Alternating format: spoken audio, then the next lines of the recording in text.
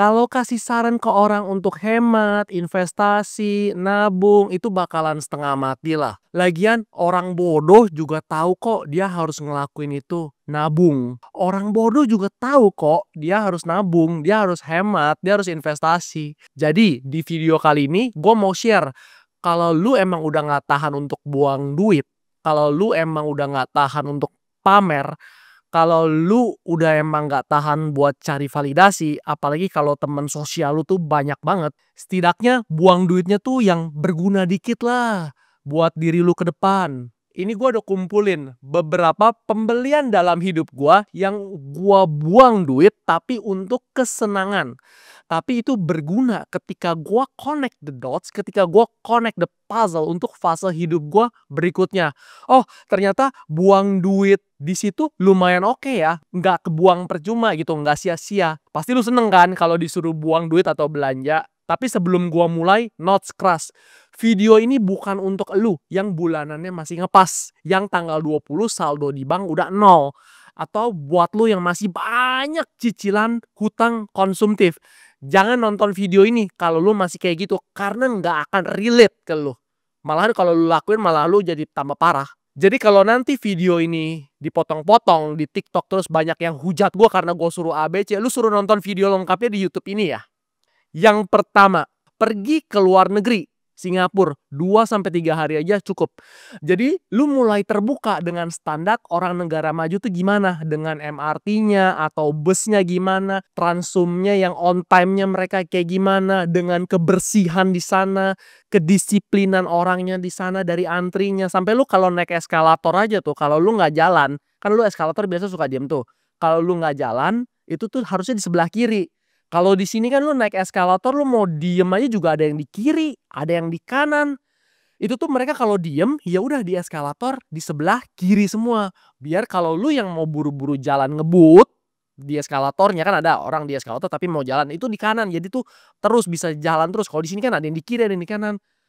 Terus kayak nggak boleh ngerokok sembarangan, bener-bener lu didenda kalau lu ngeludah sembarangan atau lu ngerokok sembarangan tuh didenda $1.000 kalau nggak salah. Jadi lu dapat inspirasi atau knowledge bagaimana tentang negara maju itu bekerja. Tapi inget loh, gua nggak bilang hamburkan luxury travel, business class terus, nginep hotel bintang 5. Disesuaikan lah dengan kemampuan lu lah. Harusnya kalau lu ke Singapura all in itu 7-8 juta udah enak banget kok. Pesawat tuh cari aja yang PP 2 juta atau hotel lu cari yang 1 juta per malam. Apalagi lu kalau berdua lu jadi bagi dua kan, jadinya 500.000 per malam. Kenapa gua saranin Singapura? Ya jangan lu pergi ke negara berkembang lagi, sama aja culture-nya, nggak ada bedanya nanti. Gua pun sampai sekarang kalau ada libur panjang, gue coba travel ke negara baru. Entah untuk liburan ataupun sekedar ada event workshop atau seminar lah biar sekalian gua. Yang gua kaget terakhir itu pas gua ke Shanghai. Itu negara udah lebih maju menurut gua daripada Amerika, Australia, Eropa, Jepang. Jadi di sana gua kaget banget. Ya ini nggak terjadi di Amerika juga nggak jadi, nggak terjadi di Aussie juga tidak terjadi. Itu di Shanghai setiap toko makanan di mall atau di stand alone-nya itu mungkin 90% nggak ada mbak atau mas yang lagi yang terima order. Misal di sini lu beli Chat Time atau Shilin, itu kan masih ada mas-masnya kan. Di sana tuh udah nggak ada. Semua orang di outletnya itu cuman kerja aja, siapin makanan. Lu mau order itu nggak bisa. Mbak order yang ini nggak bisa. Lu harus pakai aplikasi WeChat namanya di sana. Jadi kadang gue juga bingung nih. Misal gue mau pesan burger, gue nggak mau pakai sayur. Pilihannya tuh gimana gue juga bingung. Lu mau order pun lu panggil tuh yang lagi siapin makanan manual aja, Mbak, Mas saya mau ordernya manual, nggak bisa. Dia suruh pakai aplikasi WeChat. Sedangkan lu mau di Amrik, lu atau di Jepang juga kan masih ada mas atau mbaknya. Jadi gue kalau mau beli kan bisa ngomong gitu loh. Kalau di negara selain di Cina, selain di Shanghai, di situ gue mata gue terbuka, gila maju banget ini negara udah. Jadi ke depan tuh bakalan begini kan, tinggal basic lu tinggal di negara berkembang kan, lu tinggal lihat negara maju ngapain udah lu copy aja yang dia akan lakukan terus lu terapin di sini. Nah, jadi ke depan pasti di Indonesia juga begitu. Terus juga di luar negeri apapun ya, di sini kan lu kalau bayar pakai debit card atau credit card semua kan masih di insert. Habis itu pakai PIN. Di sana itu kalau lu begitu tuh aneh karena semuanya udah tap doang. Apalagi kalau lu bayar pakai cash. Disangka manusia primitif lu. pengemis aja di sana udah pakai QR, Bos. Nah, hal-hal kecil gini kan nggak bisa dirasakan kalau cuman dari YouTube, baca-baca. Lu harus ngerasain sendiri, baru tahu ada 100 detail kecil yang bisa akhirnya nanti lu bawa ke Indonesia. Buat ke perusahaan lu, buat ke keluarga lu, buat ke pekerjaan lu, atau buat inspirasi aja. Biar lu tahu ini negara tertinggalnya kayak apa. Jadi yang pertama itu, kalau lu belum pernah ke luar negeri, yang paling murah dan deket dan negaranya maju, ke Singapura aja dulu. Berikutnya ini gue lakukan di hidup gue ketika gue mau pelajarin apapun. Karena ada duit lebih dan ternyata harganya nggak semahal atau semengerikan itu. Nomor 2 nih, bayar pelatih ketika mau mulai atau belajar apapun. No, no, no, no. Gue tahu kalau les Inggris, les bahasa Mandarin, semua sadar lah kalau itu butuh guru. Gue nggak ngomongin bagian itu. Kan ini video buat seneng-seneng kan. Bayar pelatih ini adalah ketika lu mau mulai hobi atau kesenangan lu yang baru apapun itu. Contoh, misal lu baru mulai nge-gym. Udah lalu hire personal trainer aja 20 atau 36 sesi. Di situ nanti lu akan mempercepat ilmu lu. Jangan otodidak. Takutnya banyak salah dan kelamaan. Kalau udah ada duit, lu harus beli waktu biar nggak banyak salah dan langsung cepet hasilnya. Jadi itu akan buat lu makin semangat. Ya kan ada PT yang 1 juta per sesi juga ada. Lu sesuaikan lah dengan dompet lu. Yang 150.000 per sesi juga ada. Tergantung tempat gymnya. Ini harus pakai otak, pakai continuum, nggak semuanya tuh ekstrim yang harus mahal. Ada juga kok PT-PT yang baru mulai mereka mau dibayar murah atau ke temen lu aja lah yang memang udah ngerti gym ya lu bayar aja seikhlasnya. Tapi intinya lu bayar lah, bayar guru kalau lu baru mau mulai sesuatu. Gue juga sama. Gue mau belajar main golf, mau belajar main tenis, langsung gue cari pelatihnya. Dah bayar aja dah berapa sesi. Itu langsung mempercepat keahlian gue. Gue mau latihan maraton nih. Gue hire coach. Ada loh, coach lari. Padahal kan di otak lu, lari bukannya tinggal lari, bukannya nggak pakai otak gitu. Jadi semua bidang apapun itu ada coachnya, jangan sombong. Coach juga ada yang mahal, ada yang murah juga. At least kan dia pasti lebih tahu ilmu-ilmu dasarnya. Jadi bayar pelatih. Lu baru mau mulai pilates, lu mau mulai yoga, lu mau mulai main paddle, lu mau mulai main bulu tangkis, ketika lu hire pelatih jadinya tuh lu jagonya lebih cepet. Ketika lu jagonya lebih cepet, lu jadi semakin termotivasi dan konsisten di hobi positif yang lu lagi lakukan. Nggak cuman olahraga kok, lu mau main piano, biola, gitar, lu main catur pun ada pelatihnya. Nah, buat lu yang kecilnya susah, gua jamin lu tuh nggak bisa berenang pas udah gede. Karena mahal kan les berenang itu, dan itu biasa belajar dari kecil. Kalau lu udah bisa berenang nih sekarang dan belajarnya pas masih kecil, ya lu orang kaya lah pas kecil atau orang menengah. Nah, sekarang kan lu udah ada duit, lu les lah berenang, akhirnya lu bisa berenang. Jadi lu mix and match kalau mau keluarin duit yang berguna lah setidaknya kalau keluarin duit untuk produktivitas lu. Lu jangan sawer-sawer orang nggak guna terus, tapi ilmu basic fondasi lu aja lu belum punya. Berikutnya, penampilan, fashion. Jangan lalu beli kaos Gucci, kaos LV, Balenciaga. Lu bisa sampai 4-5 juta cuman kaos doang. Kalau lu udah kaya terserah lah lu mau ngapain. Cuman di sini buat lu yang masih kelas menengah nggak usah lah lu beli kaos sampai berjuta-juta begitu terus logonya gede banget di depan gitu buat kasih tahu nih gua bermerek bajunya. Gue ngomong gini juga karena pernah ngalamin fase-fase norak itu. Dan itu hal bodoh minta ampun yang gua dulu juga lakukan. Terus juga di satu sisi jangan juga, ini sisi yang ekstrim belanja-belanja. Di sisi lain, lu juga jangan sok-sok kayak udah jadi konglomerat. Apa tuh? Ketemu orang cuman pakai kaos kutang sama celana pendek doang. Lu masih merintis, bos. Yang sopan berpakaian. Lu jangan sok-sok kayak Bob Sadino lu. Jadi ini balance, lu harus balancing antara kedua spektrum ini. Jadi buat lu yang di sisi kiri ini yang lu kemana-mana kaos, lu nggak terawat fashion lu spending lah duit lu beli aja t-shirt yang fit di badan lu chino yang pas di kaki lu atau jeans yang potongannya reguler, jangan yang skinny fit ketat-ketat juga. Lu bisa beli di brand gua di Livaf atau lokal brand lain juga banyak yang bagus-bagus kok, harganya 100 sampai 200 ribuan doang. Atau lu mau beli di Zara, Uniqlo, H&M juga it's okay, harganya terjangkau kalau budget lu satu pakaian 500, 800 ribu tuh, lu beli di brand itu deh nggak apa-apa. Menurut gua kalau lu di lokal brand ya, apalagi cowok, lu spending 3 juta nih, 3 juta rupiah kan banyak nih. Itu tapi udah banyak banget, dapat lu kemeja, t-shirt, jeans, chino, jaket, dan tas yang lu bisa mix and match sendiri biar nggak kelihatan itu-itu aja. Gua rasa ya, lu spending duit 3 sampai 4 juta, lu dapat total 20 potong pakaian itu bisa lu mix and match. Wah, 20 looks atau 50 looks lah. Terus juga gua kasih saran belinya yang polos-polos aja, jangan yang desainnya rame banget. Karena kalau desain yang rame-rame itu biasanya 2 3 tahun udah nggak ngetren lagi. Sedangkan kalau yang polos itu lu 5 tahun lagi juga masih cocok, bisa dipakai karena timeless dia punya desain. Terus lu tanya, "Lah, kenapa kita harus berpakaian rapi kayak begitu? Bukannya orang nilai kita dari isi otak kita?" Iya bener, tapi awal kan orang nggak tahu isi otak elu. Orang akan judge lu dari penampilan luar lu. Ini kalau gua syuting, kalau background-nya, lighting-nya, kamera nggak begini juga dikira gua orang susah kan sama lu. Sama. Jadi orang itu pasti akan nilai lu di awal dari apa yang lu pakai, tapi nggak usah yang perlu branded-branded juga, yang penting itu lu rapi aja. Ketika lu berpenampilannya rapi, lu pakaiannya fit, nggak gombrong atau nggak super ketat banget, pasti kepercayaan diri lu juga secara tidak langsung meningkat. Jadi spending duit di fashion yang polos-polos, kalau koleksi lemari lu masih belum ada apa-apa, it's a good thing. Next-nya, ini ada hubungannya sama penampilan juga. Tapi ini kalau duit lu udah lebih banyak lagi, karena biayanya biasa lebih mahal. Apa tuh? Di satu muka dan kepala. Ke dokter gigi dan ke dokter muka. Salah satu cara ningkatin kepercayaan diri lu adalah pasti di bagian muka dulu. Pernah kan lu kalau lagi jerawatan banyak banget tiba-tiba pakai masker. Karena memang nggak pede lagi breakout. Makanya gue saranin kalau mau buang duit, salah satunya adalah ke dokter gigi dan dokter muka. Ini tergantung lah.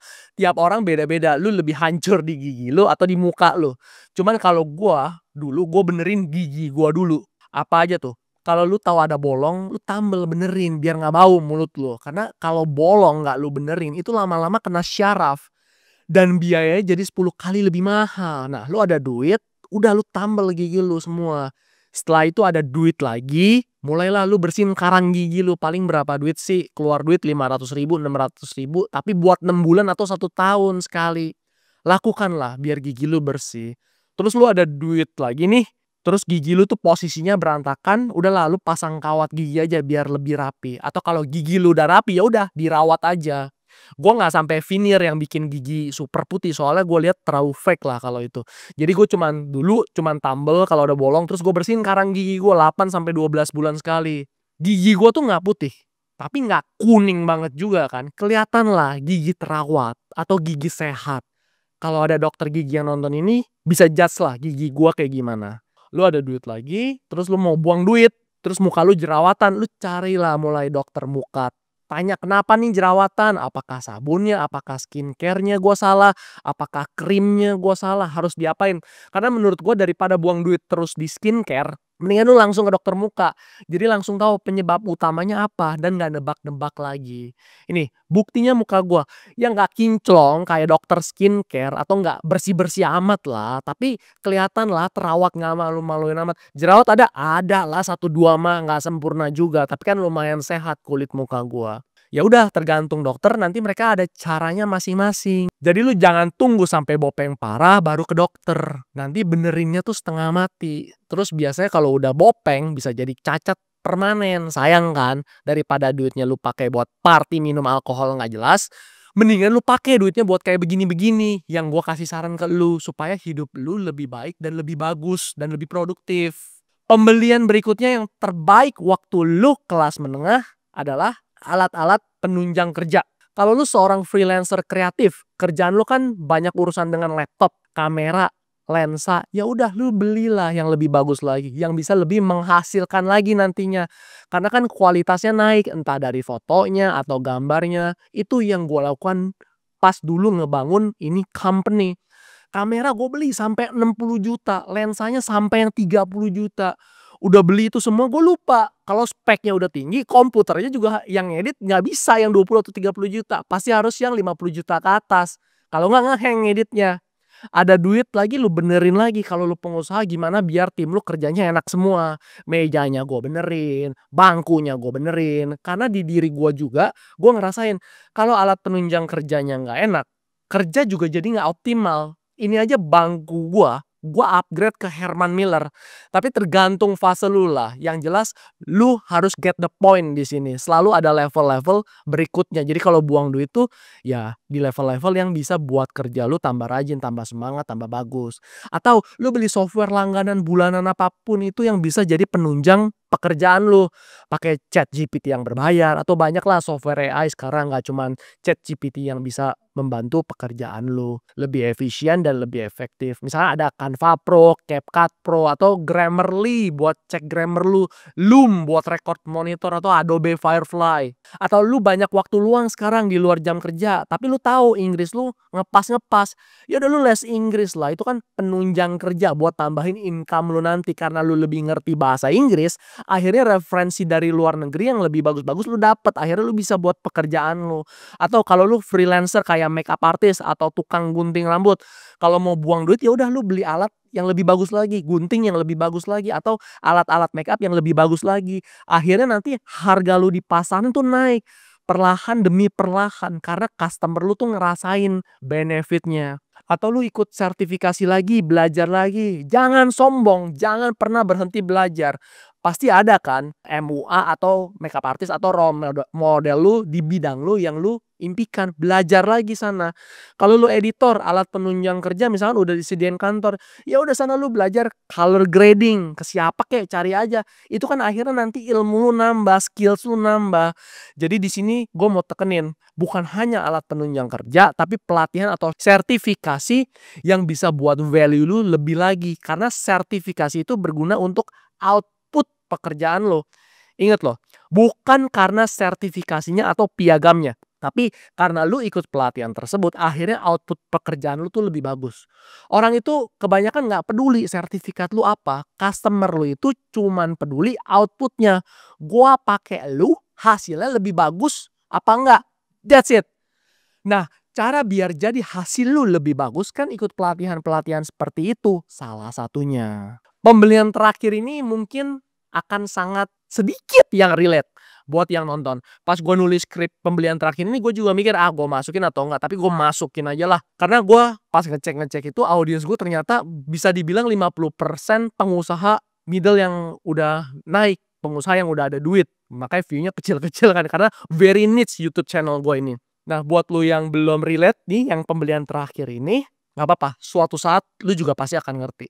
Yaitu, cari barang yang nanti ketika lu jual, harga second marketnya itu nggak jatuh-jatuh amat. Atau sama nih ketika lu mau jual lagi, atau bahkan bisa naik dikit. Disclaimer lagi ya, ini buat lu yang duitnya udah ratusan juta lah. Terus bingung mau diapain, tapi lu mau belanja. Gua share cara belanja yang pinternya. Beli barang mahal yang harga second marketnya masih tinggi. Kalau di cowok, ini tuh ada di jam tangan. Kayak kalau lu baru mulai main, pasti itu Submariner lah. Karena gue juga dulu mulai dari sana. Sebelum akhirnya ke Patek Philippe. Jadi gini guys. Kalau gue beli kemeja atau sepatu LV yang 20 juta, itu nanti gue mau jual lagi bisa jadi cuma 5 juta. Jadi rugi 75% kan. Tapi kalau jam tangan mewah atau tas mewah buat di cewek, ini enggak loh. Misal gue beli Patek ini 2 tahun lalu 1 miliar. Sekarang mau gue jual lagi, ini harganya bisa 1,1 atau 1,2 atau tetap 1 miliar lah. Jadi sebenarnya kan gue pindahin wujudnya doang dari rekening di bank jadi sesuatu yang bisa gue pakai, gue pamer dan harganya naik. Nah, banyak barang-barang mahal itu seperti ini, tapi lu harus melakukan due diligence sendiri. Lu harus perhatikan harga second marketnya gimana nanti. Kalau di cewek itu biasa tas Hermes atau tas Chanel. Jadi mereka tuh nggak buang duit 500 juta gitu. Itu basically mereka pindahin doang. Tadinya di bank jadi tas. Jadi ini kalau gua butuh duit, tasnya ini gua jual, besok juga 500 juta atau lebih kurang 10% lah harganya tuh gue dapet gitu. Jadi nggak buang 500 juta ke pasir. Buat lo semua kan mikirnya mereka beli jam tangan nih 2 miliar, beli tas mahal 1 miliar kayak wah gila, tas 1 miliar, jam 2 miliar, kayak sayang kan di mindset lo. Padahal itu mereka cuman pindahin duitnya aja dari tadinya digit di bank ke sesuatu yang bisa dia pakai. Besok mau dia jual lagi juga kurang lebih harga selisih 10%, apalagi kalau market lagi bagus tuh harganya malah naik. Nah, banyak barang-barang mahal yang seperti ini. Mungkin kalau lu cowok baru mulai biasa di sneakers lah ya yang, edition-edition bagus seperti itu. Buat lu yang nggak tahan pengen pamer, pengen validasi, pengen buang duit, gua saranin beli barangnya yang seperti ini, yang harga second marketnya itu masih tinggi. Ya lu harus belajar lagi lah nanti by experience, mana yang harganya itu ketika lu udah beli dan lu udah pakai nggak jatuh-jatuh amat atau bahkan harganya bisa naik 2 atau 3 tahun kemudian. Butuh experience. Jadi pakainya lu dapet, pamernya lu dapet, validasinya lu dapet, investasinya juga lu dapet. So, orang kaya itu nggak bodoh kok. Mereka pinter juga dalam berbelanja. Cuman memang dibungkusnya kayak seolah-olah gua banyak duit nih, lihat gua habisin nih duit gua. Ya nggak salah juga, yang salah lu nggak ngerti permainannya. So, that's it. Kalau lu emang udah nggak tahan mau buang duit, mau cari validasi, mau terlihat wah di mata orang, ya setidaknya buang duitnya tuh ada arahnya dan ada gunanya. Jangan kayak buang garam ke laut. At least bisa bantu upgrade versi diri lu yang sekarang. Ingat ya, self reward itu boleh. Hedon juga nggak dosa, tapi jangan sampai bodoh-bodoh banget. Kalau lu udah buang duit, minimal ada hasil. Skill lu naik, karir lu maju, kepercayaan diri lu tumbuh, branding lu jadi makin kuat, atau barang yang lu beli ketika dijual lagi itu nggak rugi-rugi amat, atau bahkan harganya naik. Jadi kalau abis nonton video ini lu ngerasa, wah iya juga ya, atau lu punya temen yang tiap gajian doyan foya-foya tanpa mikir panjang, ya udah share aja video ini ke dia, biar sama-sama tahu kalaupun kita mau buang duit, ya buang duitnya yang pinter lah. Kalau lu suka video gue yang ini, pasti lu juga suka video gue tentang 4 hal yang harus gue tinggalin agar lepas dari kemiskinan struktural. Karena orang kalau udah 10 tahun kerja tetap miskin itu pasti karena habitnya. Gue nggak mau kelas menengah di Indonesia nih makin hilang. Videonya di sini udah gue siapin. Langsung klik aja.